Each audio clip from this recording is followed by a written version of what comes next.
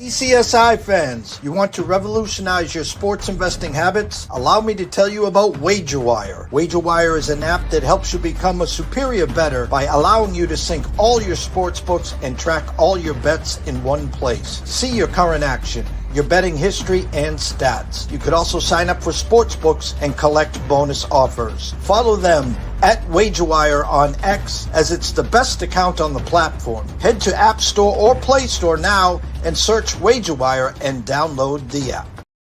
Excuse me, Mr. DJ. Hey, check this out. We got a great show coming your way.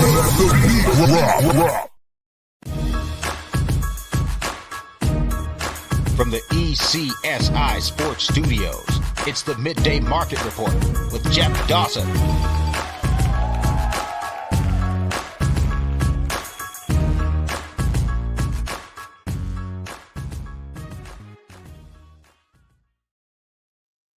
Good morning, sports fans from all around the globe. Yes, we are back. Our usual midday market report with good friend and colleague, Mr. Andrew McInnis, as we'll talk some NHL abbreviated. Big slate here. Andrew's got his puck time show in 23 minutes. I'll make sure I don't make them mad at me here. So we're going to go over the board, and as always with Andrew, some pucks, props, and thoughts on tonight's board. And at the top of the hour, God willing, Matt Grissom at M Grissom on X, talking some NCAAF and NFL and whatever he'd like to talk about.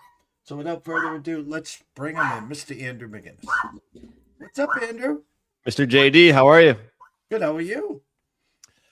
You know, I'd be lying to you if I said I was great right now, but I'm just got a lot going on. Technology usually, as you know, is something I think I'm pretty good at. And today's been a weird tech day for me, dealing with all kinds of programs crashing out on me and trying to understand a couple different things. So that's been tough to deal with. Other than that, we're doing pretty good. We're in the holiday spirit. I got my Buddy the Elf shirt on.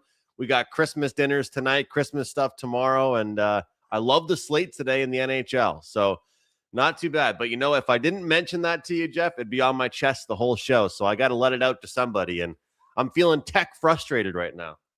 Well, I did send you a little dig via text on your cell phone. I don't know if you looked at it. I said, right on time, LOL. And so I can see the frustration. I can see it right now. So it's all good. Got a few minutes to get it out here. The headliner, can the Habs ruin the Bruins' Christmas at TD Garden?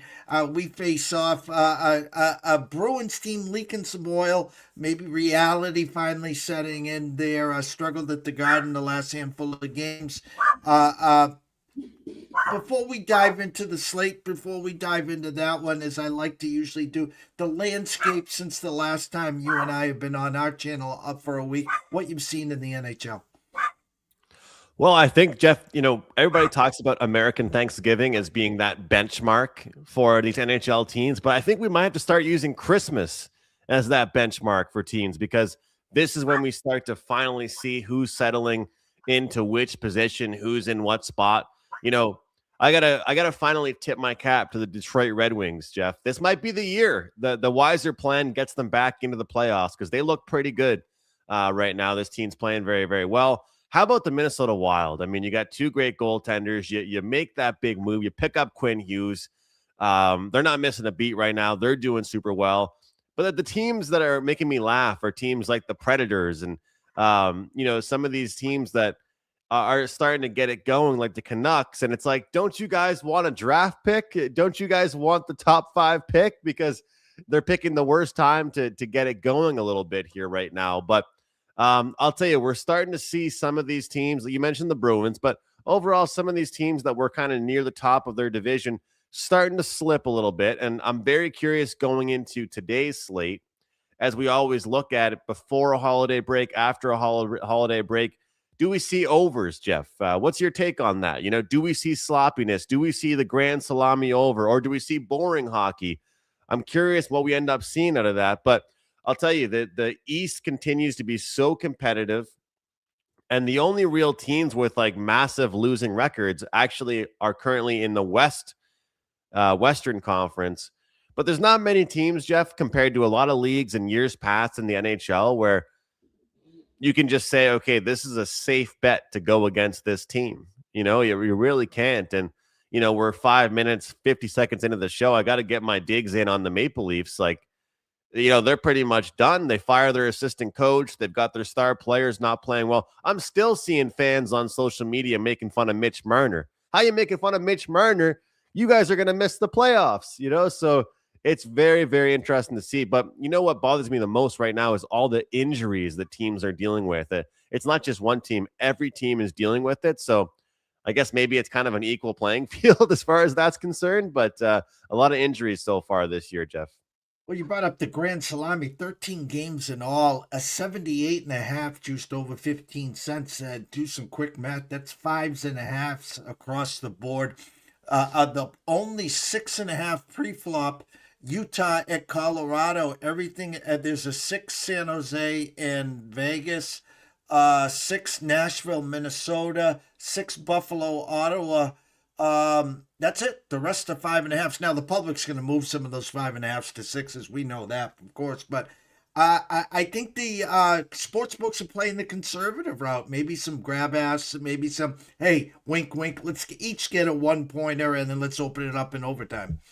I wonder, good point there. I wonder how many draws we see today. I wonder if that impacts the draws. Find some games that are pick'ems or closer to some, pretty good prices, and maybe sprinkle on that plus 310, plus 320, see if we can get a good number out of them. I also think it's interesting because you look at yesterday, I had it written down here somewhere, but you had a handful of teams, that are playing today that played yesterday as well, right? And one that stood out to me right away was kind of like that LA and Seattle one, right? Because like Seattle looked pretty good. They shocked the world, and LA looked pretty bad. They're not going to be happy. So you got to think that some teams going into today are going to be satisfied, and some teams going into today are going to be like, we really want to win our last game, and some of these teams are probably like, I saw the Bruins quotes as a Canadians fan, some of the quotes out of the Bruins locker room. I'm scared to watch the game. It's like, we have to win this game. We have to get back on track. So, it's interesting because it could mean goals or it could mean very competitive games. Very interesting to see what ends up happening, because I know we're acting like it's some big holiday break. It's only a handful of days, but for these players, it is a decent break. So you really do want to go into the break on a good note. No team's going to want to get slapped around tonight and lose, 7-2. It won't be a good look.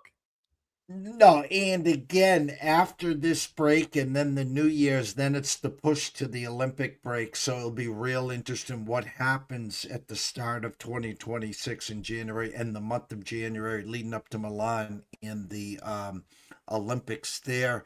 Looking at the slate, I'll start Montreal, Boston. Overnight, I had the Bruins minus 126.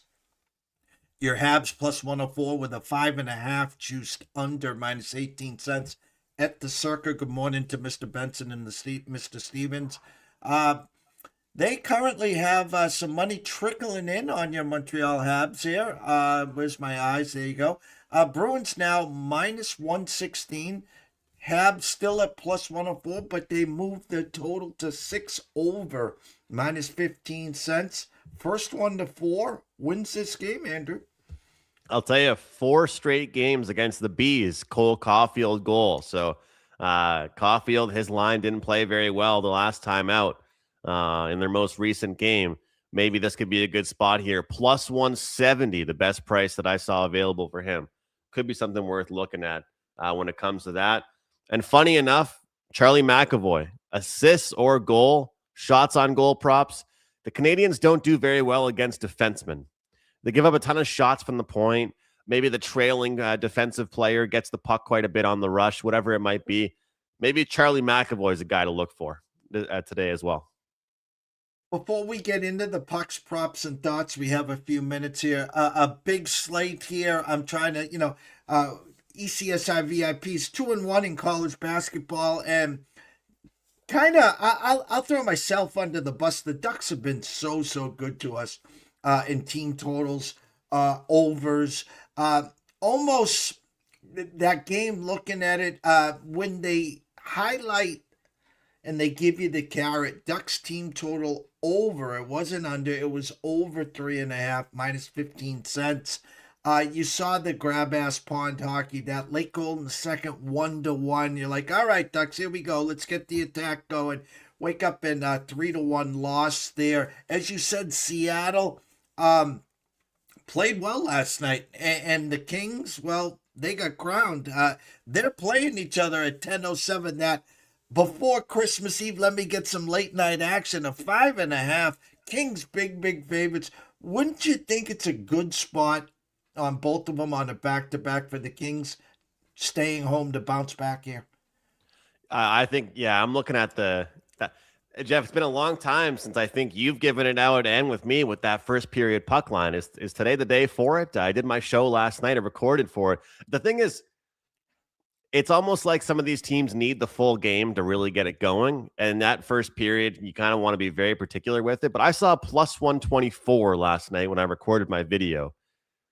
That stood out to me just in a really, really big way. And like, it's kind of funny because I did two picks, two breakdowns, and one of them was actually talking about the Flyers game, and obviously the Flyers are coming off a win, right? And I was like, well, they very well could go 2-0 because they've got the Canucks and the Hawks.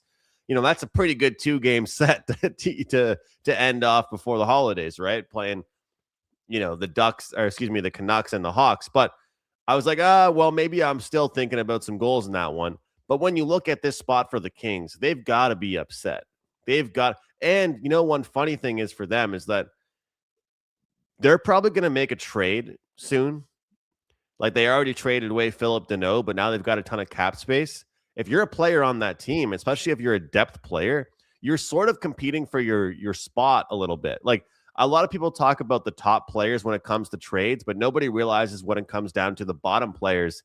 If you trade for somebody, then somebody's losing their spot.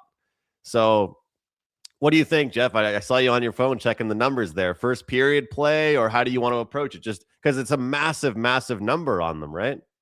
Well, you talking the Kings? Yeah. Well, they're minus 170 on the money line. Giving you plus 140 minus the hook in the first period. But here it is. Under over first period, under 1.5 is minus 112. Over is minus 108. So they're telling you 1-0. Do you believe in the Kings to get that 1-0? Wait, you're talking about the LA Kings, right? Yeah. I'm seeing money line minus 230. You're looking at the right? full game. I was looking at the first. Oh, period. the first period money line. Yeah. Oh, okay, yeah. Well, I just think look, I had the Kraken on the weekend, and how often do we see that? I just don't expect back-to-back performances like that from the Kraken. They did well against the Sharks, I guess, but can they do it 3 straight times? I guess that's maybe everyone's famous last words, right? Can they do it 3 straight times? But you know what, then? Maybe you're talking me into this then. Maybe it's not the first period puck line. Maybe it's just the first period over 1.5. What's the number you're getting on that one? Over 1.5, minus 108. Wow. They're expecting a tight game there. Honestly, that probably makes me prefer just to go with the Kings side then. Because they're saying that one team is probably going to win the first period 1-0, right? Correct. Well, let me put it in perspective. Avs and Mammoth.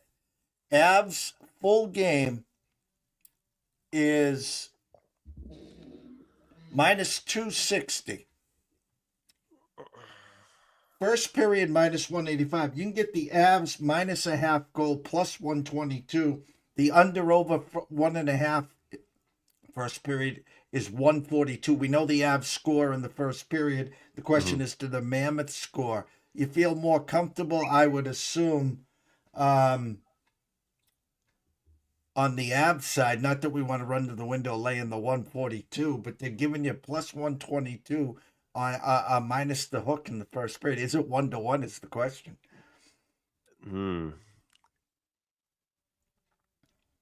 Who's at home in that one? I can't remember. Colorado. Yeah, I'd feel more comfortable. I prefer to back Utah in any way to do anything good at home. So Colorado or pass. Every angle, Colorado or pass with me. It's And that one. it is hard because again, it's the day before Christmas Eve. It's a big slate. They're not giving us any love on the Grand Salami. Maybe there's a handful of games that are 2-1, 1-0, and then you get a few of these shootouts. But as we always like to do here, I'm going to give you the board, some pucks, props, and thoughts. How's that? Well, like I was going to just say, would you say, Jeff, the like a lot of times before the break, for the most part, you're going to see divisional matchups, right? So let's look at which ones aren't divisional matchups. Pittsburgh, Toronto, not one. Dallas, Detroit, not one. Florida, Carolina, not a divisional matchup. What else do we have here? Philadelphia, Chicago, not one there. We've got, so I would say that those are the games that we could expect maybe a little bit different of a style of hockey because there's not divisional matchups. Like, I feel like those divisional matchups do mean something a bit more. Now, when it comes to my Montreal Canadiens, I wouldn't be shocked to see some goals in that one tonight. The young kid, Jacob Fowler's getting the start. He's been phenomenal, but also, it always makes me laugh, Jeff, because if a goalie stands on their head, all the media members that are supposed to know so much about hockey, they'll tell us the team played so well defensively, right? Oh, no, the team looked great defensively. No, they didn't. This Habs team is playing pretty much the same defensively. They're just getting better goaltending. It's not like magically the defense got better. The goalie just got better. And if you keep on giving up those chances, you're going to get scored on. So, as I mentioned, that plus 170, 175 on Caulfield, that prop seems pretty interesting. Buffalo, Ottawa, I'll tell you what, like Buffalo's rolling right now, but you know what? So is Ottawa. And Ottawa's a team, they're one of my favorite teams to back, and I haven't been backing them enough right now, but looking at all Canadian teams, Montreal, Edmonton, Toronto, Calgary, whoever it is, this Ottawa team, and I say it to you all the time, and I say it to everybody out there, and you're an Ottawa guy as well, put these players in a Leafs jersey, and everyone would love them. Everybody would love this team. That's a good team total, over 3.5 for them. Nashville, Minnesota. Look, I respect what Nashville's been doing lately. They have been playing better. But Minnesota's off that tough loss. They won't be happy about that loss they had against the Avalanche, and some of the recent games they've been playing still not to their liking. I'm going to go with Nashville team total under 2.5. We love those team totals over. Every now and then we have to look towards the team totals under. I think we do get a good defensive performance at home from Minnesota. The other one I liked, talked about it earlier a little bit, but Philadelphia, Chicago over 5.5. This is one game I could see some goals in. Now, Frank Nazar is out. Connor Bedard is out. So that's a little bit of a difference. But I never would have thought this, but, Philadelphia might have finally found their goaltender, and that guy's name is Dan Vladar. Well, Vladar played last night. I had the Flyers, and you look at it right now and you think to yourself, okay, he's not going to be able to make those big saves. The Flyers had a big win last night. Maybe they'll take this game lightly against Chicago. And I think Chicago's lost 4 of their last 5 games. They're going to come into this one as about as hungry as they possibly can. But we've been seeing some regression in between the pipes, some regression defensively for this team. And people didn't realize, a lot of the wins Chicago was getting was because of their goaltending and because of some big defensive plays. So I think we'll get a hungry Chicago team, but I wouldn't be shocked to see Philadelphia give up more goals. The drop off from the 1A to the 1B for this team, Jeff, is one to circle. It's definitely one to circle. Some of these teams, there's not as big of a drop off. I think there definitely is for Philadelphia when it comes to Vladar versus Samuel Urson. And then, I think when I look at that Seattle and LA game, I want to find a way to bet LA in some way, shape, or form. They're hanging a big number, but what do we always say sometimes? Like, I always try and remember your quotes, and whether it's when we did CFL videos together, when we've done different videos together, and, the opener for the full game I saw was minus 250, roughly 248 at some spots, right? So, the books like the LA Kings, I think they'll take this game serious. Seattle coming into this one, the old fat and sassy, feeling pretty good about themselves, coming off 2 wins. And boy, did Seattle look pretty good last night. I'm not so sure they can do it again. Couple goal scorers I'd look for tonight. I do like the Hurricanes as well, I'll mention, but this one kind of stood out to me. 6 of Sam Bennett's last 9 games against Carolina, he has a goal, plus 220. That's not too bad. As I mentioned, Caulfield is a pretty good one, plus 170. There was one more I wanted to mention. Martin Necas, I have no idea why we continue to get good prices on him. He is plus 220, of course, plays for the Colorado Avalanche, and the total is 6.5, open at 6.5. You can get plus 220 on him. And there was one shot prop I wanted to mention. Where is it? Bear with me. We're going to take the over shots on goal with Tage Thompson. You know, whether or not they win or lose in this game against Ottawa, I think we're going to see a handful of shots. And instead of taking the minus 150, 155, 160 on the over 2.5 shots on goal, we're going to go over 3.5 shots on goal plus 140 for him. This is a team in Ottawa that gives up the 23rd ranked in shots on goal against centermen. And it'd be a very Ottawa Senator thing to do and Buffalo Sabre thing to do if we went into the break with like a game that combined for like 9 goals. I would not be shocked. And if that's the case, we see a lot of shots. So should be a really good day. I'm looking forward to it. And I'll tell you what, a lot of rivalries today, And so the last thing I'll mention is it a day to look towards power play points? If we see rivalries, we see penalties, typically that takes us towards power plays and power play points. One point I do want to add before I let you go is Fowler, you said between the pipes. Isn't a little homecoming for him tonight, correct? That is true. So a little bit extra special for him in this one.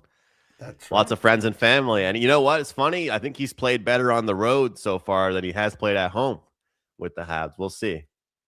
Scroll has been going the whole time. Of course, they can follow you at McInnis Picks at Wager Talk, WT.buzz/A&M. It's $5 Tuesday. Tell them what you got behind the paywall. Yeah, we get team total play for $5 at Wager Talk. We also actually have a 5% play going for a regular price, but you guys can use the promo code SAVE-HALF. SAVE-HALF is the promo code to take half off my 5% play. So join me on the team total for $5 or use that promo code SAVE-HALF to get 50% off my big play in the NHL. And hopefully Jeff's rooting me on, and hopefully we're on the same page with that big play. Thanks so much. Happy holidays, guys. Happy holidays. Merry Christmas, and we'll talk soon, brother. Merry Christmas. Merry Christmas. Quick commercial break. When we come back, Mr. Matt Grissom. Stay tuned. ECSI fans, you want to revolutionize your sports investing habits? Allow me to tell you about WagerWire. WagerWire is an app that helps you become a superior bettor by allowing you to sync all your sports books and track all your bets in one place. See your current action, your betting history, and stats. You could also sign up for sports books and collect bonus offers. Follow them at WagerWire on X, as it's the best account on the platform. Head to App Store or Play Store now and search WagerWire and download the app.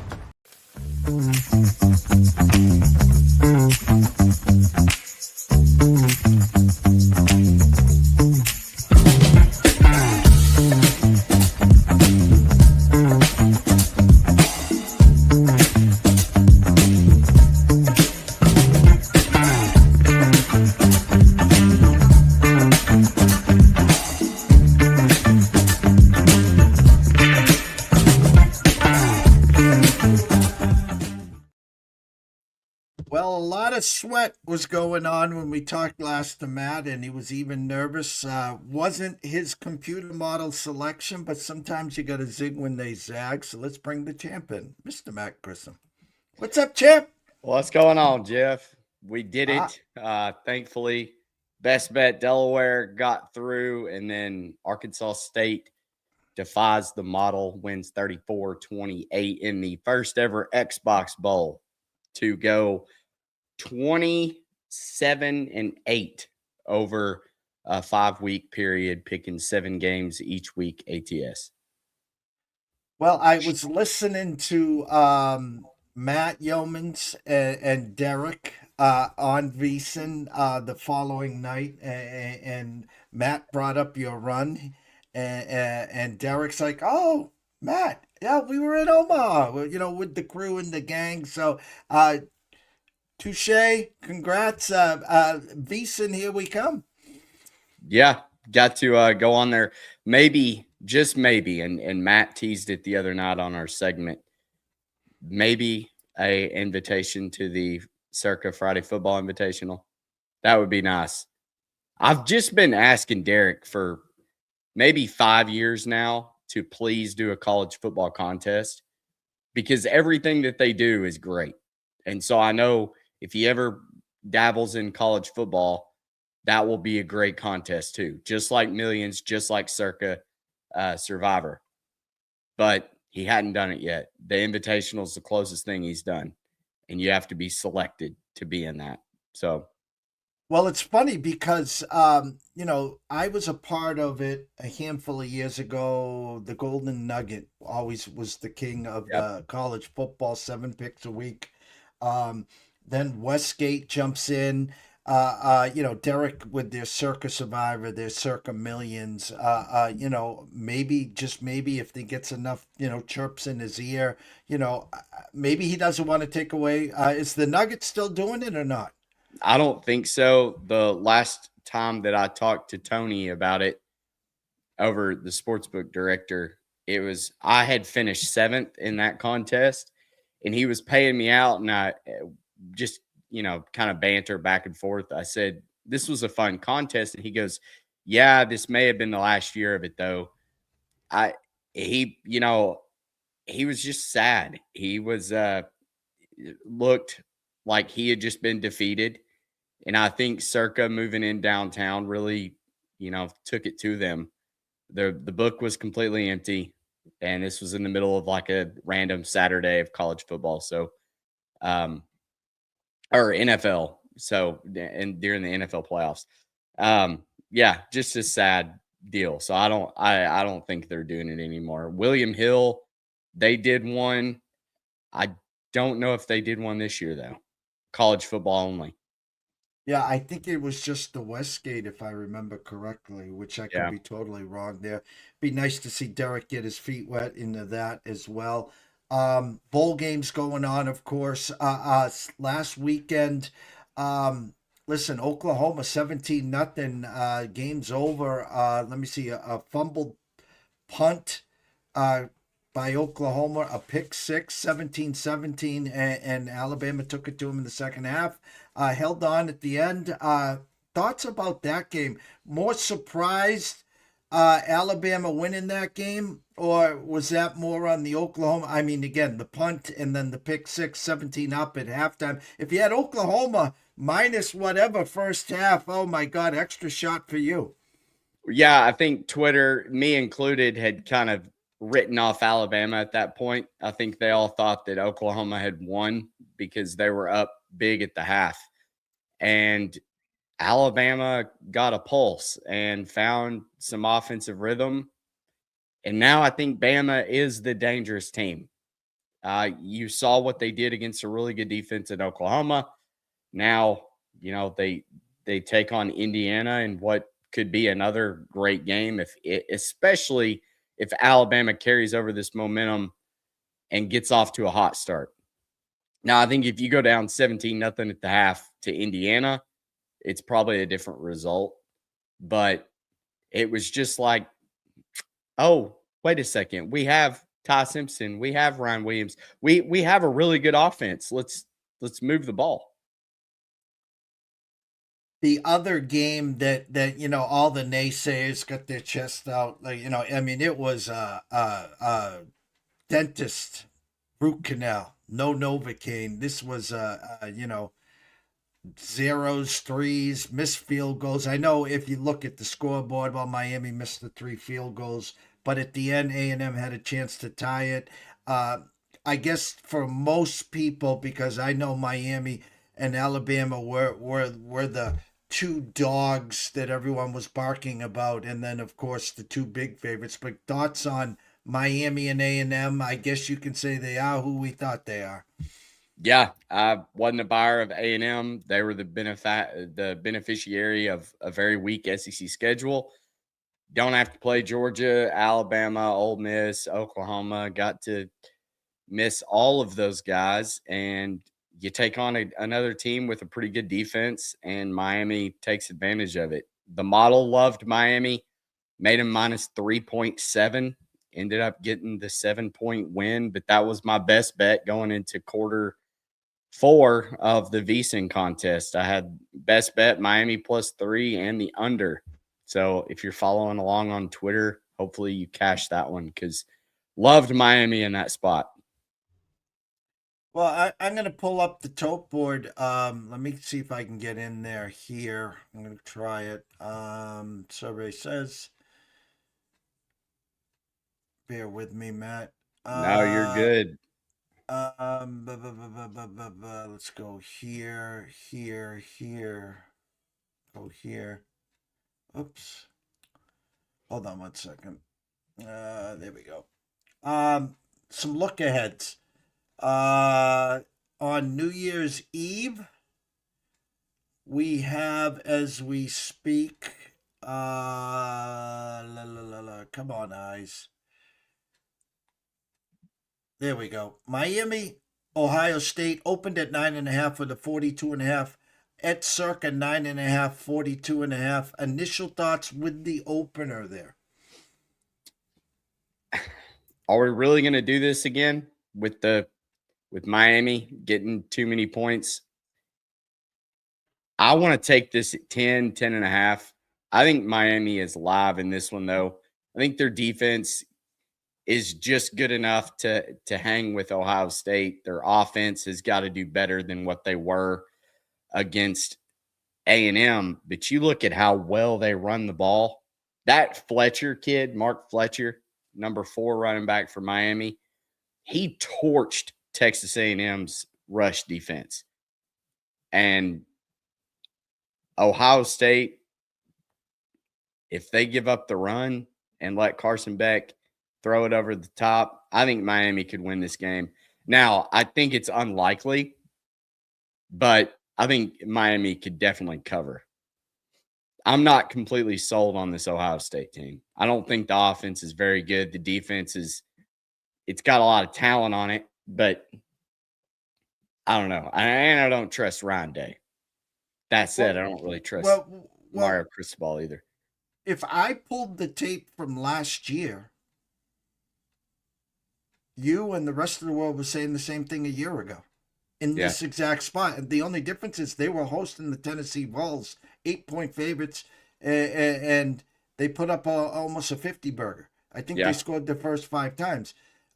Here, everyone remembers what they saw last. They saw the fact that they lost to an Indiana team. We know they got the top 3 defense in the country.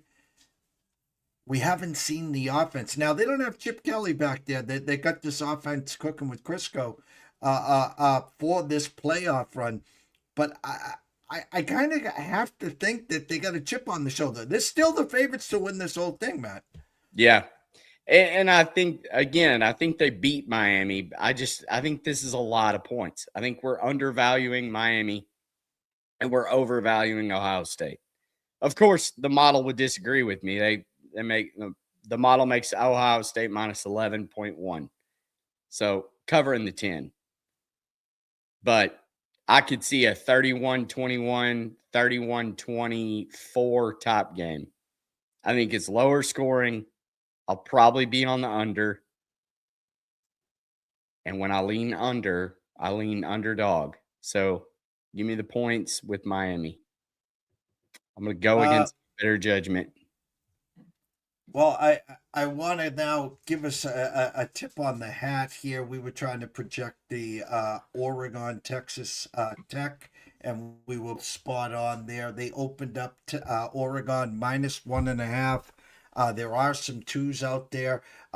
Comically, and I was listening and talking to Mr. Benson, listening to Mr. Murray at the Westgate, listening to Mr. Andrews at the South Point, and every time they put a 21.5 or a 22, the shops were coming in last weekend and pounding JMU. And wouldn't you know, The back door was open, a 99-yard drive, and here comes JMU for the backdoor cover. Yeah, totally improbable. Ruined my perfect day there. I had Ole Miss, I had Mississippi, not Mississippi, Miami, and the under, and then I had Oregon, and I'm looking great halfway through the day, or halfway through the game, and then they just took the foot off the gas. And I don't know if people are buying into Texas Tech yet, but if you want to talk about what our eyes just saw, my eyes just saw a Dan Lanning team that got really comfortable and started playing defense very loosely. Let me tell you something. Baron Morton, Cameron Dickey, Jacoby Williams, this Texas Tech team is dangerous. People have said this is the most expensive college football roster that money can buy. It is for a reason. Like, they're not just, this isn't dumb luck that they're number 4 in the country and had a bye in the college football playoff. I think Texas Tech is legitimate. If they're 12-1 in the Big Ten, the SEC, they're the favorite to win the national championship. Their biggest bugaboo is the whole strength of schedule.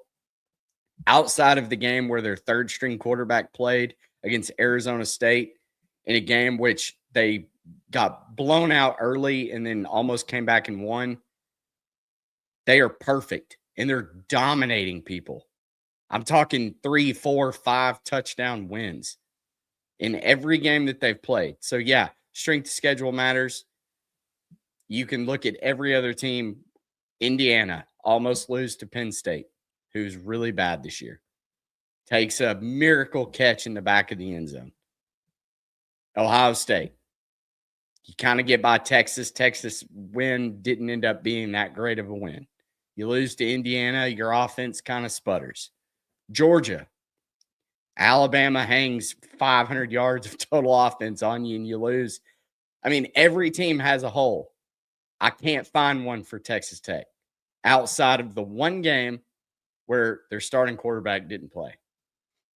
Well, here's I haven't been buying the Ducks all year.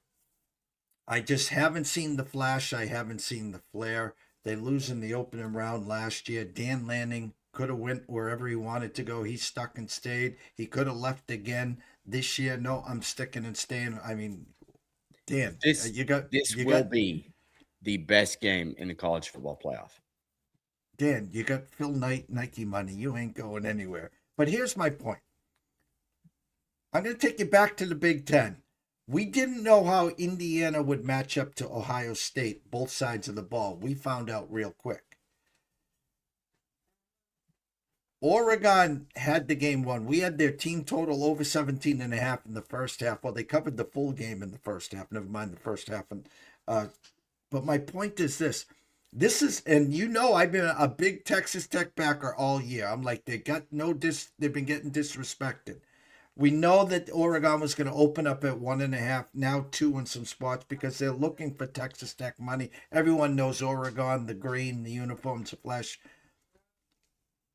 How come right now as we speak, I got that Indiana, Ohio State? We don't know how Texas Tech matches up both sides of the ball against Oregon. We don't. I mean, we saw it against BYU. But other than that, with what happened to them last year, they have the experience. Why am I a little nervous here? Because, listen, Oregon could have called their score. I mean, three touchdown favorites. This is a different ballgame here. We know that. But why am I a little apprehensive? Because I'm a little nervous on this spot right now for Texas Tech. Our power ratings make Oregon a 0.25 favorite. The model projects Texas Tech to win 31-28. I mean, this is neck and neck. Texas Tech minus 2.4. Circa opened this. Talk about reading the market. Circa opened Tech minus 1.5. Now it's flipped. Now you get plus 1.5, plus 2 with Tech. What do you Well, make of that? Well, it's simple.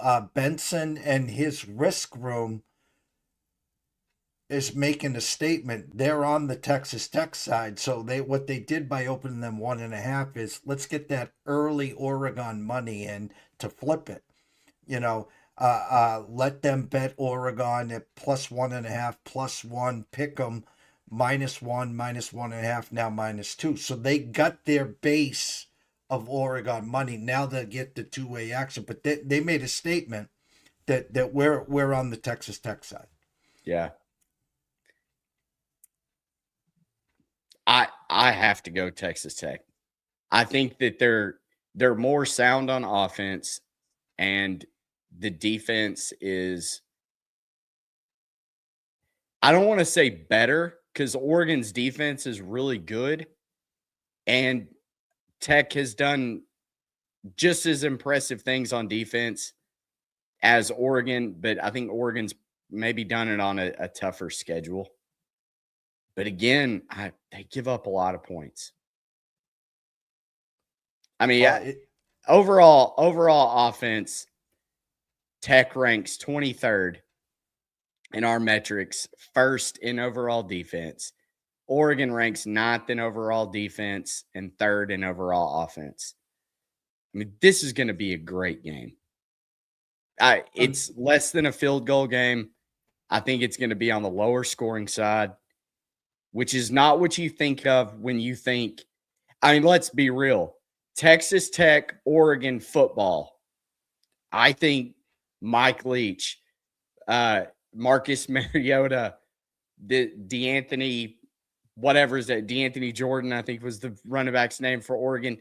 Like, I'm thinking 55-54 type shootout. No, these are two really good defenses. The high-flying offenses are there, but I don't think they're doing it against each other's defenses. I think this is going to be a lot of feeling each other out the first quarter. I'll probably look to have a first half or first quarter under ticket, because I could honestly see this game like 14-10 at the half, and everybody kind of like, whoa, okay, this isn't like we're not just going straight up and down the field for a touchdown every single time we touch the ball. Second game of the day, Alabama, Indiana, opened at 6.5 here. Again, rest versus rust. Alabama gets out of Normandy and now plays this Indiana team that's been reading its clippings now for weeks with the Big Ten champs, the Heisman Trophy, Fernando Mendoza.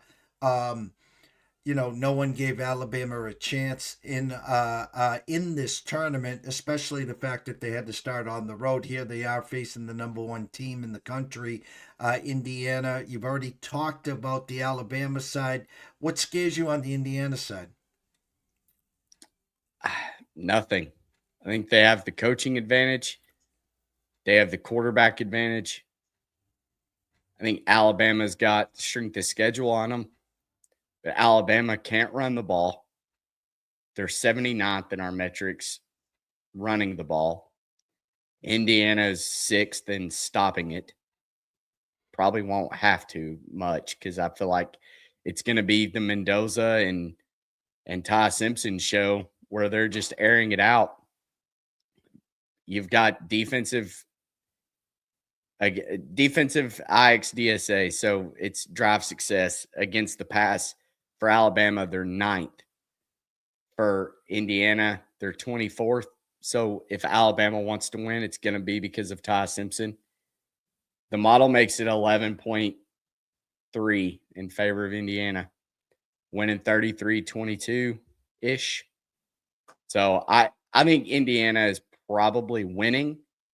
It just depends on which offense for Alabama. Like I indicated earlier, if you go down 17-0 to Indiana, right, like you did Oklahoma, I think you're done. But if Ty Simpson comes out flinging it, this could be something that Indiana really hasn't seen in like an up-tempo offense where they're throwing it a lot, which could surprise them. The last game rematch, Mississippi Georgia, no Lane Kiffin. Mississippi just absolutely well-oiled machine. Hats off to them. They took all the distractions away and just mauled Tulane. This game opened at 6.5. I still got some 6.5s there. It comes down to basically the Mississippi defense. How are they going to slow down, or how many points are they going to allow? And then obviously the Mississippi offense versus the Georgia defense. Yeah, model makes this Georgia minus 4.6, winning 34-29. So 34-28, if you're talking like real football scores. I don't know the last time I saw a 29. But I think we'd take that, and I think you'd take Ole Miss plus the points. I told humans when I was on VSiN while I was back in Ole Miss minus 17 versus Tulane, it had been quiet in Oxford. We don't have Lane Twitter fingers Kiffin out there tweeting. Pete Golding has his team focused. They're playing for each other. They dominated Tulane for 4 quarters. I mean, that was an absolute dismantling. I think they're going to be ready to play Georgia. I don't think they're outmatched. I don't think they're missing in athleticism from what Georgia has. Georgia's been playing better football later, but I'm just saying, watch out for Ole Miss. I think they're a very good team, and I think they're focused in a way that we have not ever seen I mean, let's be honest. Bob Chesney, John Summerall, they're all coaching their teams in the college football playoff. Lane Kiffin's not. And he left a college football team, a college football playoff team. This is crazy. This is uncharted territory. But I think if they did anything right, it was immediately naming Pete Golding the coach. You get Charlie Weiss Jr. there for the continuity to call offensive plays. This is, in my opinion, a team to look out for the rest of the way. And I'll say this simply. If Mississippi wins the turnover battle, they cover this game, and they are definitely, the dogs are on upset alert. If they have to chase, and let's say they have a early turnover and Georgia is moving the ball methodically. Again, like I said about the Ducks, I've said the same thing about Georgia. This is not the national champ Georgia team from a few years ago. They're playing a lot better. I'm not saying that, and I think they're everyone's darling, because of the price to win this tournament.